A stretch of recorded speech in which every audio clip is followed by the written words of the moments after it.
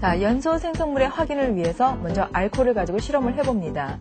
알코올 중에서 에탄올을 연소 숟가락에 넣고 그리고 나서 불을 붙입니다. 자, 그럼 직기병 속에 연소 숟가락을 넣어보죠. 그리고 직기병 속의 연료가 달아나지 않도록 유리판을 덮어줍니다.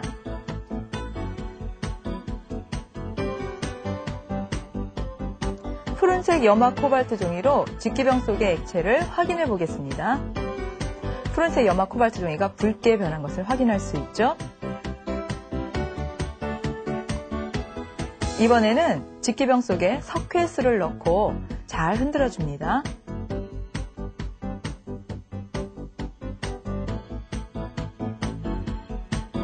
자, 맑은 석회수가 뿌옇게 흐려진 것을 확인할 수 있죠. 같은 방법으로 이번에는 석유를 연소 숟가락에 넣고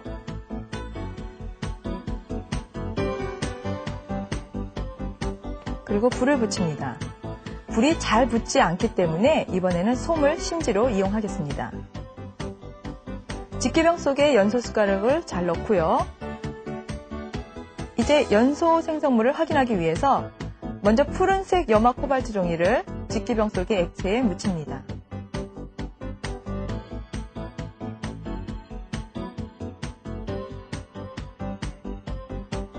자, 어떻습니까? 역시 붉게 변한 것을 확인할 수 있죠.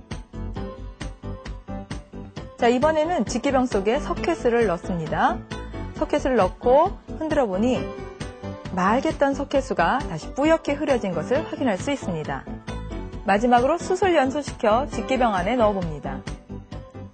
이전과 같은 방법으로 푸른색 염화 코발트 종이에 액체를 묻혀봅니다. 별다른 변화가 없는 걸 확인할 수 있죠. 자, 이번에는 석회수를 넣습니다. 석회수를 넣고 잘 흔들어주니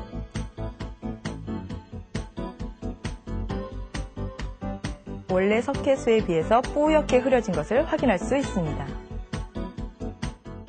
자, 연료에서 그 주 성분 원소가 일반적으로 탄소하고 수소로 연결이 돼 있죠. 자, 이것들을 연소시키면 어떤 것이 생성이 되는가? 연소 생성물로서 물이 나왔고요. 또 이산화탄소가 나왔습니다. 지금 같은 경우는 숯은 그 물이 검출되지 않았었죠. 이산화탄소만 석회수를 통해서 검출할 수 있었습니다. 자, 그럼 물은 어떻게 확인을 했느냐? 실험에서 여러분들 봤지만 푸른색 염화 코발트 종이를 가지고 확인했죠. 푸른색 리트머스 종이가 아닙니다. 리트머스는 우리가 산 염기할 때 얘기하는 거고요. 푸른색 염화 코발트 종이를 가지고 수분이 닿는 데다 탁 놨더니 이렇게 붉은색으로 변했다는 걸 확인할 수 있었죠. 그래서 푸른색 염화 코발트 종이는 물을 확인하는 그런 방법이 된다는 걸 가지고 정리를 했습니다. 자, 이 내용을 우리가 조금 더 자세히 정리를 해보도록 하죠. 자, 연소 생성물을 확인하기 위해서는요, 일단 수분이 나왔는가 나오지 않았는가를 확인하기 위해서 이것을 가지고 이용합니다. 뭐냐? 먼저 푸른색 염화 코발트 종이라고 그랬었죠. 이 푸른색 염화 코발트 종이는 수분이 있게 되면은 붉은색으로 변하게 됩니다. 아주 빨강색으로 변했던 건 아니고 화면에서 본 것처럼 약간 분홍색 기운이 났었죠. 근데 이 붉은색 염화 코발트 종이가 우리가 약간 그 증발을 시켜서 수분을 증발을 시키면 다시 이제 파란색, 푸른색 염화 코발트 종이로 가는 걸 확인할 수 있거든요. 또 하나, 수분을 검출하는 또 하나의 방법은 바로 무수 황산구리입니다. 여러분들이 이 무수가 무슨 뜻인가? 황산구리는 잘 아는데 이 무수가 뭐냐 하는데요.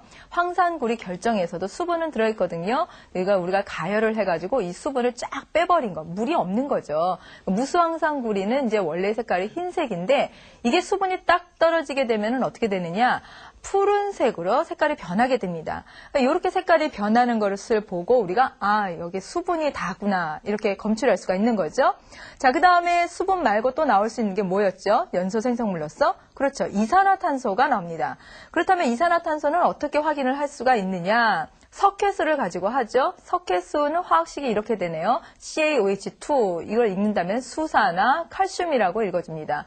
이 석회수를 통과시키면 이산화탄소하고 아까 섞어졌을 때 어떻게 됐었죠? 뿌옇게 흐려지는 걸 확인할 수 있었죠. 자, 뿌옇게 흐려진 거는 뭐 때문에 그러냐? 바로 탄산, 칼슘 때문에 그렇습니다. 그래서 흰색 앙금이 생성이 되고요. 그 다음에 물이 만들어지겠죠. 이렇게 해서 이산화탄소를 검출할 수가 있습니다.